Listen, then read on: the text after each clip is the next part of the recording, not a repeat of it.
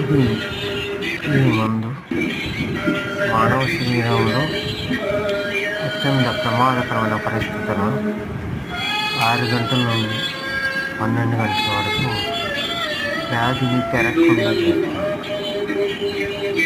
ఇది చాలా ముఖ్యమైన టాబ్లెట్, ఒరిజినల్ టాబ్లెట్. కాబట్టి ఇది మీ వద్ద ఉంటే మంచిది అని తెలియజేస్తున్నాను.